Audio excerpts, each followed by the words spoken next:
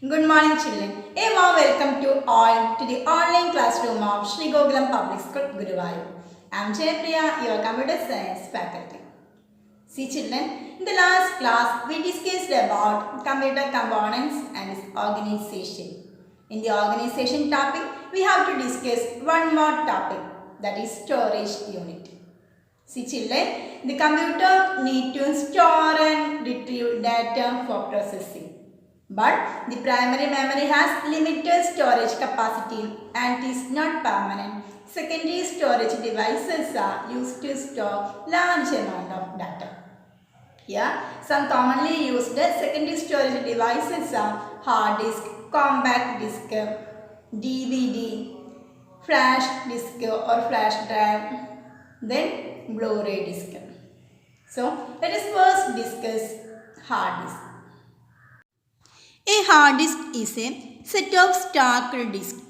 Each disk has data recorded electromagnetically in concentric circles or tracks on the disk. Next one, CD-RW drives and DVD-RW drives. The RW form rewritable. These drives receives data from a computer as input to copy onto and save into writable CD or DVD. We also use CDs or DVDs to transfer data to a computer. See, children, this CD-RW, that is compact disk rewritable, is different from CD-ROM and CD-R. CD-R means compact disk recordable. CD-ROM means compact disk read-only memory. This one is used only to store information and cannot be used to store data.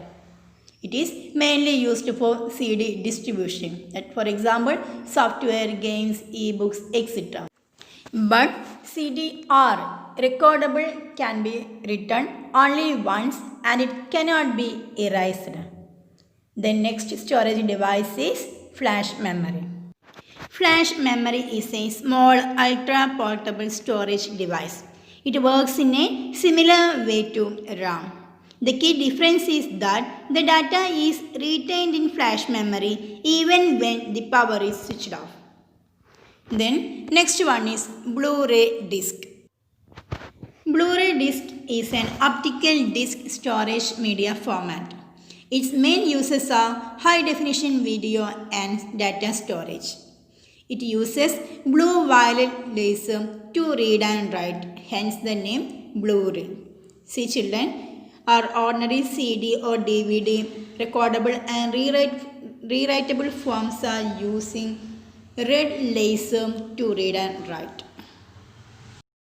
Okay, children, now we discussed storage unit, that is hard disk, CDs and DVDs, flash memory and BluRay disc.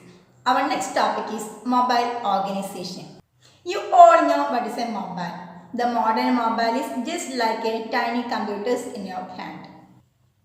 See, children, although the mobile has less computing power when compared with the bigger version, they handle diverse applications such as making calls through radio signals, offering camera utilities, handling touch-sensitive screens and display audio, video and graphical content, but having little battery-based power, etc. So, system organization of mobile system has components to handle all this. Here I am showing a block diagram for a mobile system. This is the block diagram of a mobile system organization.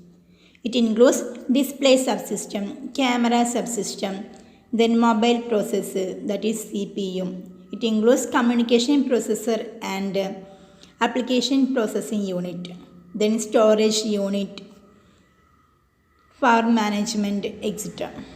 Now, let us explain these units one by one.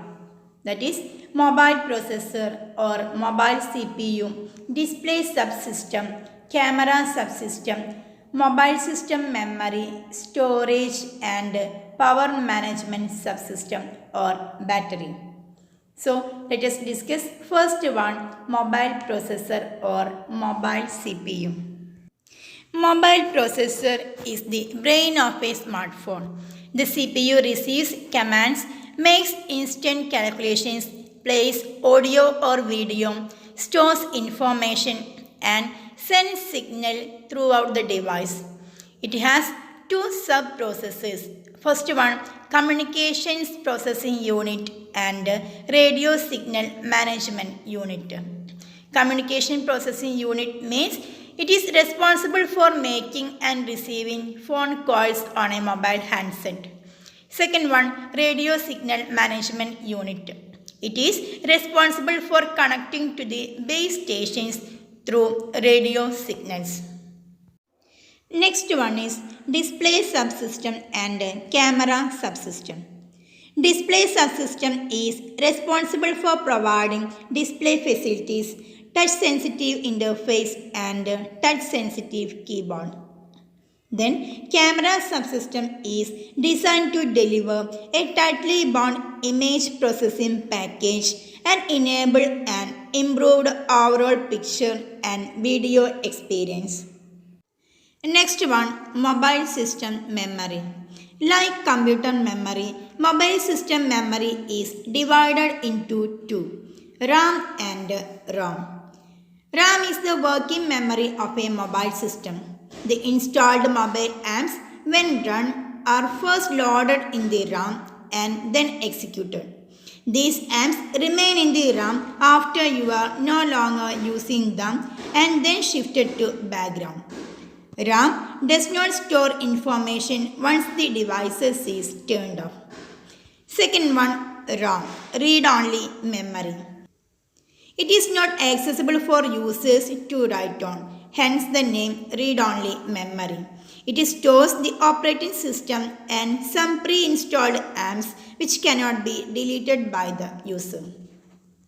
Next unit is storage unit. The external storage of a mobile system is also called expandable storage.